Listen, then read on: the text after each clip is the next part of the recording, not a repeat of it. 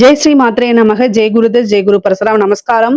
நான் கரூர்ல இருந்து வல்சலா பணிக்கர், பிரசன்ன ஜோதிடர். இன்னைக்கு நம்ம 2026ஆம் ஆண்டு குரு பயிற்சி பலன்கள் மிதுன ராசிக்கு எப்படி இருக்குன்னு பார்க்க போறோங்க.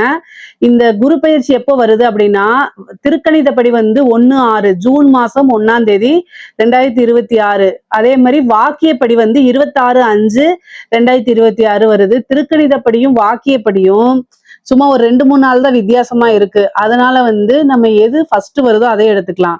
அப்படி பார்த்தா வாக்கியப்படி மே மாசம் 26ஆம் தேதி 26/5/2026 வைகாசி மாசம் 12ஆம் தேதி செவ்வாய்க்கிழமை காலை 11:05 ஹஸ்த நட்சத்திரத்துல குரு மிதுன ராசியில இருந்து கடக ராசிக்கு பயிற்சி ஆகுறாருங்க.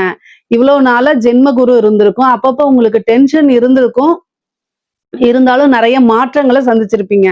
இப்ப குரு 2ஆம் இடத்துக்கு வராரு. 2ஆம் இடத்துக்கு என்ன செய்யறாரு? உச்சமாகறாரு.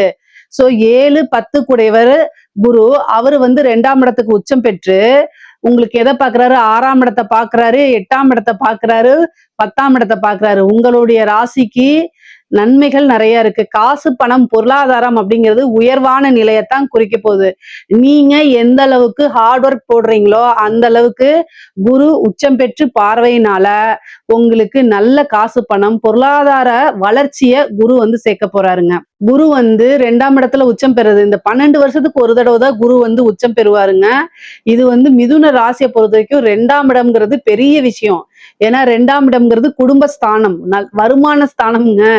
அப்போ குடும்பத்துல இவ்வளவு நாளா எவ்வளவு விஷயங்கள், கெட்ட விஷயங்கள் நடந்தா அத்தனையுமே மாறி நன்மைகள் நடக்க போகுது. குடும்ப ரீதியாக நல்ல ஒரு இணக்கமான ஒரு சூழ்நிலை, குடும்பத்தாருடைய ஆதரவுகள் கிடைக்கும், வருமானம், நல்ல வருமானம் வரப்போகுதுங்க. குரு உங்களுக்கு 7-10 கூடையவருங்க. தொழில் ஸ்தானத்தையும் பாக்குறாரு குரு. அதுதான் இங்க சிறப்பு. முக்கியமா என்னன்னா தொழில அதிகமா கவனம் செலுத்துங்க. கொஞ்சம் சோம்பேறித்தனத்தை ஒதுக்கி வச்சுட்டு, மிதுன ராசிக்காரங்களுக்கு சோம்பேறினா கோபம் வந்துருது. பொதுவாவே கன்னி ராசி, மிதுன ராசி இதுல யாரு ரொம்ப தொழிலா இருந்தாலும் சரி, உத்தியோகமா இருந்தாலும் சரி ஆக்டிவேட்டா இருப்பாங்க. ரொம்ப எனி டைம் அதுலயே இருக்கிறவங்க கன்னி ராசி தான். மிதுன ராசிக்கு கொஞ்சம் இந்த ரசிப்புத்தன்மை, கலை ரீதியா இதா இருக்கனால அவங்க கொஞ்சம் லைட்டா சோம்பேறித்தனமா இருப்பாங்க. அதெல்லாம் கொஞ்சம் மாத்திட்டு மிதுன ராசிக்காரங்க உழைப்புன்னு நீங்க இருந்துட்டீங்க அப்படின்னா வருமானம் அதிகமா இருக்கு. 12 வருஷத்துக்கு ஒரு தடவை தான் வருவாரு குரு, உச்சம் பெறுவாரு. அதனால தயவு செய்து இந்த வருடம் கொஞ்சம் ஃபோக்கஸ்டா இருங்க. ஃபோக்கஸ்டா இருந்தீங்கனாலே நீங்க உங்களுடைய லைஃப் டைம்ல எவ்வளவு காசு பணம் சம்பாதிக்கணுமோ அதுக்கு உண்டான வழி உங்களுக்கு குரு காமிச்சிருவாரு. குரு வழிகாட்டுறதுன்றதுக்கு இல்லையா, அது எந்த ராசிக்கு இருக்கோ இல்லையோ உங்க ராசிக்கு இருக்கு. சோ நீங்க என்ன பண்ணணும் அப்படின்னா, உங்களுடைய விஷயங்களை என்ன பண்ணணும்னு எழுதி பாருங்க. மிதுன ராசிக்காரங்களுக்கு எழுதி பார்க்கிறது நன்மைகளை சேர்க்கும். எப்படி நம்ம முன்னேறலாம் அப்படின்னு சொல்லி உங்களுக்குள்ளேயே இதுல ஓட விடுங்க. கட்டாயம் சக்சஸ் ஆயிருவீங்க. குரு உச்சபலம் பெற்றுக்கிறது எவ்வளவு சிறப்பான விஷயம் தெரியுங்களா? இந்த வருஷத்தை நீங்க தவற விட்டுட்டீங்கன்னா 12 வருஷம் வெயிட் பண்ணணும், அவ்வளவுதான். ஏன்னா குரு உச்சம் பெறது 12 வருஷத்துக்கு ஒரு தடவை தான் நடக்க போகுது. அதனால வருமானம்ங்கிறது பல வகை. இந்த வழியில இருந்து தான் உங்களுக்கு வருமானம் அப்படின்னு சொல்லவே முடியாது. பல வகைகள்ல இருந்து வருங்க. தொழில அபிவிருத்தி பண்ணலாம். தொழில் ஸ்தானத்தை குரு பாக்குறாரு. அப்ப புதுசா தொழில் தொடங்கலாமான்னா தாராளமா தொடங்கலாம். உத்தியோக ரீதியா நல்ல அமைப்புகள் இருக்கு. இல்லைங்க எனக்கு சொந்த தொழில் செய்யக்கூடாது அப்படின்னு இருக்கு அப்படின்னா பார்ட்னர்ஷிப் போட்டு நீங்க தொடங்கலாம். உங்ககிட்ட காசு பணம் இருக்கு, இன்வெஸ்ட்மெண்ட் பண்றதுக்கு பணம் இருக்கு அப்படின்னாலும் குரு உங்களுக்கு 7 கூடையவரா இருக்கனால பார்ட்னர்ஷிப் போட்டு தொடங்கலாம். ஆனா உங்களுடைய ஜாதகத்துல தொழில்ஸ்தானம் எப்படி இருக்கு, பார்ட்னர்ஷிப் ஸ்தானம் எப்படி இருக்குங்கிறதெல்லாம் பார்த்துட்டு தொடங்குங்க. ஏன்னா நீங்க லக்னம் வேற இதுல நீங்க பிறந்திருக்கலாம். அதனால அதையெல்லாம் யோசிச்சு பார்த்துட்டு அதுக்கப்புறம் ஸ்டார்ட் பண்ணிக்கோங்க. ஆனா கோச்சார ரீதியா தொழில் ஸ்டார்ட் பண்றதுக்கு இந்த டைம் நல்ல டைம் தான். சிறப்பான காலங்களும் நேரங்களும் ஒத்து வருது. அதனால நீங்க ஸ்டார்ட் பண்ணிக்கலாம். வருமானம் நல்லா வரும். ஏற்கனவே ஒரு தொழில் நஷ்டத்துல போயிட்டு இருக்குன்னு வச்சுக்கோங்களேன். இந்த டைம் கொஞ்சம் கூடுதலான உழைப்பை நீங்க போடும்போது நல்ல காசு பணத்தை நீங்க எடுத்துடலாங்க. நிறைய அமைப்புகள் இருக்கு, நன்மைகள் இருக்கு. காசு பணத்தை எடுத்துடலாம். அதே மாதிரி கடன் ரீதியா இருக்கக்கூடிய பிரச்சனைகள் நிவர்த்தி ஆகுங்க. ஏதாவது ஒரு பிரச்சனையில போய் நீங்க மாட்டிட்டு இருந்திருப்பீங்க. அந்த இதுக்கு இந்த காலகட்டத்துல நல்ல விடிவு காலம் பிறக்கும். ஏன் அப்படின்னா குரு உங்களுக்கு 2ஆம் இடத்துல உச்சபலம் பெறாரு. பொதுவா குருநாதர் வழிபாடு பண்ணுங்க. பண்ணுங்க, தெய்வ வழிபாடு பண்ணுங்க, உங்க இஷ்ட தெய்வ வழிபாடு பண்ணுங்க, குலதெய்வ வழிபாடு பண்ணுங்க. குரு 8ஆம் இடத்தை பார்க்கறதுனால தீராத பிரச்சனைகளுக்கும் பெரிய சிக்கல்கள்ல இருந்தும் வெளியில வரத்துக்கு இது பர்ஃபெக்டான டைம். இந்த டைம்ல நீங்க கொஞ்சம் உழைப்பையும் அதே மாதிரி கொஞ்சம் எஃபர்ட்ஸையும் நீங்க போடும்போது எவ்வளவு பெரிய கடனாக இருந்தாலும் சரி, எவ்வளவு பெரிய பிரச்சனைகளாக இருந்தாலும் சரி, அத்தனை பிரச்சனைகள் இருந்து நீங்க வெளியில வந்துடலாம், நிவர்த்தி ஆயிரலாம். ஏன்னா குரு உங்களுக்கு நிவர்த்தி ஸ்தானாதிபதி. அவரே வந்து உச்சம் பெறும்போது கட்டாயம் எவ்வளவு பெரிய பிரச்சனைகளா இருந்தாலும் சரி, தீராத பிரச்சனைகளா இருந்தாலும் தீர்த்து கொடுக்க வேண்டியது குருவோடைய கடமையாக இருக்குங்க. அதே மாதிரி 6 குடையவர் உடல் தேக ஆரோக்கியத்துல கவனம் செலுத்தணுங்க. 6ஆம் இடம்ங்கிறது கடன் மட்டும் கிடையாது, நோய் வழக்கு எல்லாத்தையும் குறிக்கக்கூடியது. அதனால உங்களுடைய தேக ஆரோக்கியத்துல கவனம் செலுத்தணும். மிதுன ராசிக்காரங்க எப்பவுமே அலட்சியத்துல நம்பர் 1 அவங்க.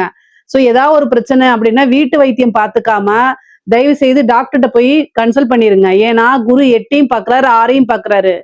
அவர் வந்து என்னன்னா அவருடைய வேலை வந்து எல்லா விஷயத்தையுமே வளர்த்து விட வேண்டியதுதான். குரு வந்து நிறைய பேர் என்ன செய்யறாங்கன்னா, குரு பாக்குது அதனால எனக்கு எந்த பிரச்சனையும் வராதுன்னு நினைக்கிறாங்க.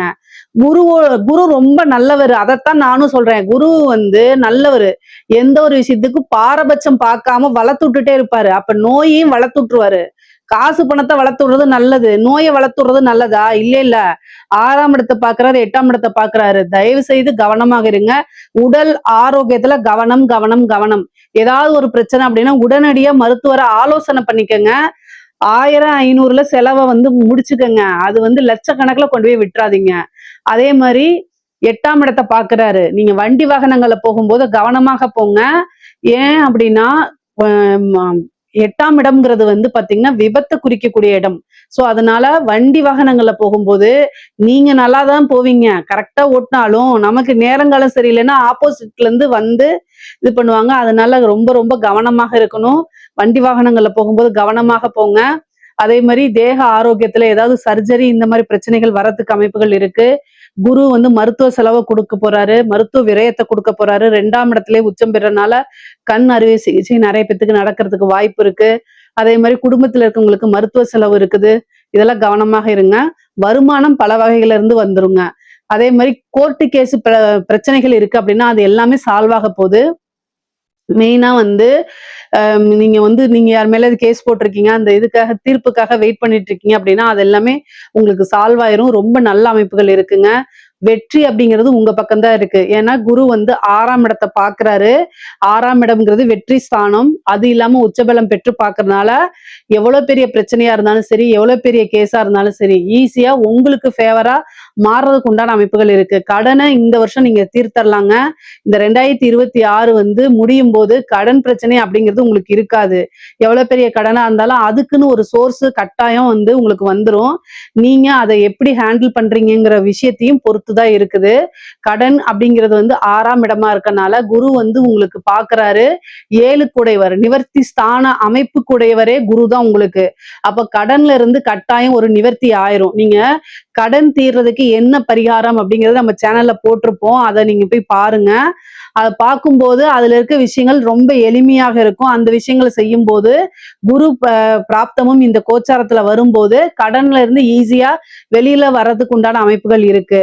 அதே மாதிரி 8ஆம் இடத்தை பாக்குறதுனால பெண்களை பொறுத்த வரைக்கும் அது மாங்கல்ய ஸ்தானமா இருக்கனால கணவருடைய தேக ஆரோக்கியத்துல கவனம் தேவை.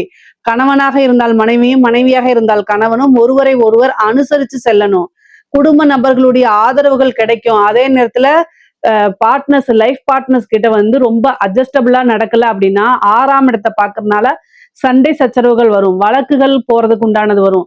சாதாரணமா ஒரு விஷயத்த சாரின்னு கேட்டு சிம்பிளா முடிக்கிறத விட்டுட்டு பிரச்சனைகளை வளர்த்தீங்க அப்படின்னா அது போய் 3ஆம் இட நபர்களுடைய தலையீடு வந்துடும். கோர்ட்டு கேஸ் வந்துடும். அப்புறம் டைவர்ஸ்ல போய் முடிஞ்சிடும். அதனால தேவையில்லாத பிரச்சனைகளுக்கு இடம் கொடுக்காதீங்க. 10ஆம் இடத்தை பாக்குது, கர்மாஸ்தானம். அதனால மனதுக்கு பிடித்த நபர்கள் பிரியறதோ அல்லது இழப்புகளோ ஏற்படுறதுக்கு வாய்ப்புகள் இருக்கு. முக்கியமா வந்து தாய் தந்தையருக்கு கர்மா அப்படிங்கனாலே நீங்க செய்யக்கூடிய விஷயங்கள் தான். யாருக்காவது ஒருத்தருக்கு கர்ம காரியங்கள் செய்யக்கூடிய அமைப்புகள் வந்துரும். ஏற்கனவே அங்க கர்ம காரகன் சனி இருக்காரு. அவரையும் குரு சேர்ந்து பார்க்கும்போது இந்த பிரச்சனைகள் வரதுக்கு வாய்ப்பு இருக்கு. குரு பிரீத்தி பண்ணிக்கங்க. குருவுக்கு பரிகாரம் பண்ணுங்க. என்ன பரிகாரம் பண்ணணும் அப்படின்னா வியாழக்கிழமை தட்சிணாமூர்த்தி வழிபாடு, முல்லைப்பூ இருக்கு இல்லைங்களா, அதுல மாலை தொடுத்து 2 நெய் தீபம் போட்டு அவருக்கு வழிபாடு பண்ணுங்க. அது ரொம்ப ரொம்ப சிறப்பு. உங்கனால என்ன முடியுதோ அத மட்டும் செய்யுங்க. ரொம்ப சிரமப்பட்டு நீங்க செய்ய வேண்டாம். எனக்கு உத்தியோகம் போகணும், ஸ்கூல் போகணும், காலேஜ் போணும், நான் வேலையா இருக்கேன், என்னால முடியல அப்படின்னா அதுக்காக மனசு வருத்தப்படாதீங்க. உங்கனால என்ன முடியுதோ அத மட்டும் தெய்வத்துக்கு ஆத்மார்த்தமா செஞ்சா போதும்.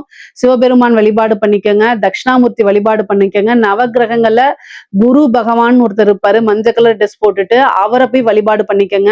இதெல்லாம் பண்ணும்போது உங்களுக்கு நன்மைகள் அதிகமாகவும், தீமைகள் ரொம்ப குறைவாவும் இருக்கும். பெண்கள பொறுத்தவரைக்கும் உங்களுக்கு காசு, பணம் பல வகைகள்ல இருந்து வரும். ஏன்னா வருமான ஸ்தானத்துல தான் குரு இருக்காரு. குடும்பத்தினுடைய ஆதரவுகள் உங்களுக்கு அதிகமாக கிடைக்கும். அதே மாரி ஆடை, ஆபரண சேர்க்கை இருக்குது. 10ஆம் இடத்த பார்க்கறதுனால நீங்க வேலைக்கு போகக்கூடிய அமைப்புகள் இருக்கு. ஒரு புதுசா தொழில் ஸ்டார்ட் பண்ணக்கூடிய அமைப்புகள்லாம் இருக்கு. நெறைய காசு, பணம் சேர்க்கக்கூடிய அமைப்புகள் இருக்கு. குடும்பத்தாருடையது பிரச்சனைகள்லாம் இருக்கும் பார்த்தீங்களா? அதெல்லாம் நீங்கிறது. 8ஆம் இடத்த பார்க்கறதுனால நீங்க வெளியில போகும்போதோ, அல்லது வரும்போதோ என்னன்னா க இன்ஃபர்மேஷன ஷேர் பண்ணுங்க வீட்ல. வீட்லயோ அல்லது அப்பா, அம்மா கிட்டயோ அல்லது கணவர்கிட்டயோ சொல்ல முடியாத ஒரு விஷயம் மிக தவறான விஷயம். அத நீங்க செய்யக்கூடாது. உங்களுக்கு ஆசைப்பட்ட விஷயங்கள மத்தவங்ககிட்ட சொல்லிட்டு அத செய்யுங்க. நீங்க ஒரு இன்ஃப்ளூயன்சரா இருந்தீங்கன்னா, எல்லா விஷயங்களையும் நீங்க ரொம்ப கவனமாக இருக்கணும். சோசியல் மீடியால பாத்தீங்கன்னா, பர்சனல் சாட்ஸ் எல்லாம் போய் பண்ணாதீங்க. அதெல்லாம் 8ஆம் இடம்ங்கிறனால ஏதாவது ஒரு பிரச்சனைகளோ, அவமானங்களோ தேடி தந்துரும். அதனால ரொம்ப கவனமாக இருங்க. தெய்வத்துடைய துணைய தேடிக்கிறது ரொம்ப ரொம்ப நல்லது. படிக்கக்கூடிய குழந்தைங்களுக்கெல்லாம் படிப்பு நல்லா வருங்க. ஏன் அப்படின்னா 2ஆம் இடம்ங்கிறதே வாக்கு ஸ்தானம் தான், கல்வி ஸ்தானம் தான். அதனால படிக்கக்கூடிய குழந்தைங்களுக்கு படிப்புல நல்ல ஆர்வம், நல்ல ஞாபக திறனு, நல்ல மதிப்பெண்கள் எடுத்து தேர்ச்சி பெறக்கூடிய அமைப்புகள்லாம் இந்த வருடம் உங்களுக்கு இருக்கு. அதே மாரி பொலிட்டீஷியன்ஸ்க்குலாம் நல்ல அரசியல்வாதிகளுக்கெல்லாம் நல்ல காசு, பணம் சம்பாதிக்கக்கூடிய அமைப்புகள் இருக்கு. பொதுவாவே இந்த வருடம் குருபலம் இருக்கா திருமணத்துக்கு அப்படின்னா 8ஆம் இடத்த தான் பாக்குது. அதனால 2ஆம் இடம்ங்கிறது குடும்பஸ்தானம். அதனால 50% தான் குருபலம் இருக்கு திருமணத்துக்கு. ஆனா உங்களோட ஜாதக ரீதியா குரு 7ஆம் அதிபதியோடைய திசாவோ, புத்தியோ நடக்கும் பட்சத்தில் குருவும் 2ஆம் இடத்துல இருக்கிறனாலையும் நீங்க என்ன செய்யலாம் அப்படின்னா திருமணத்துக்கு தாராளமா போய்க்கலாம். ஆனா 7ஆம் இடத்த பார்த்தாதான் குருபலம் 100க்கு 100% பரிபூரணமாக இருக்குன்னு அர்த்தம்.